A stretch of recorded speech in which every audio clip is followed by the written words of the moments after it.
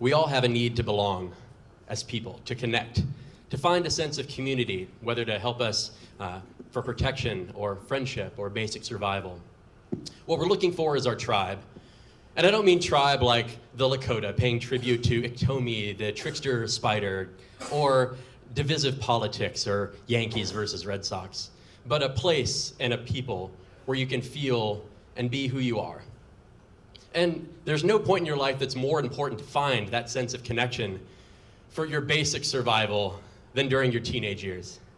Now, I grew up in a rural corner of Northwest Georgia where my skills in role-playing games and marching band didn't exactly meld with the mold for masculinity, but I still wanted to prove myself.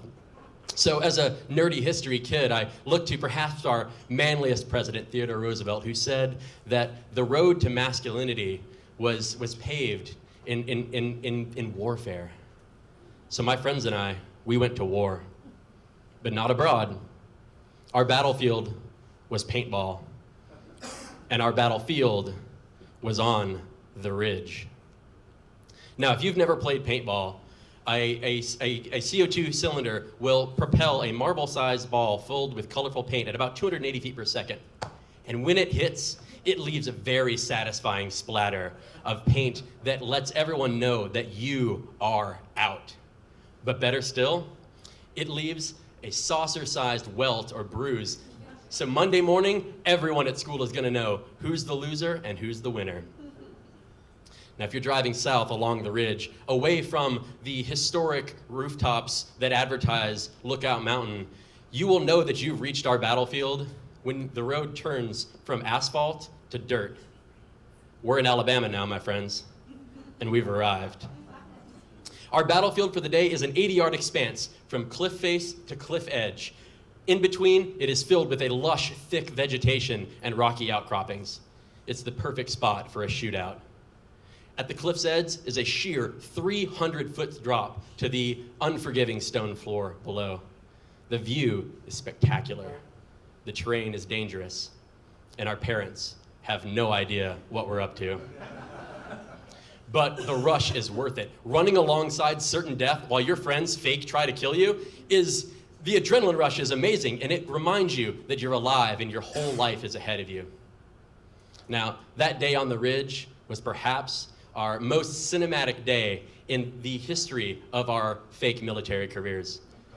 A dozen kids running through the woods like camouflaged idiots, each of us trying to establish ourselves in the hierarchy of the teenage pecking order.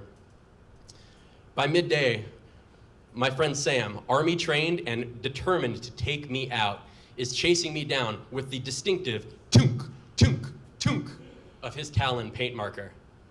My friend Dustin, a slacker in life turned soldier of fortune on the battlefield, is just shooting rains of paintball across my head with his borrowed rainmaker.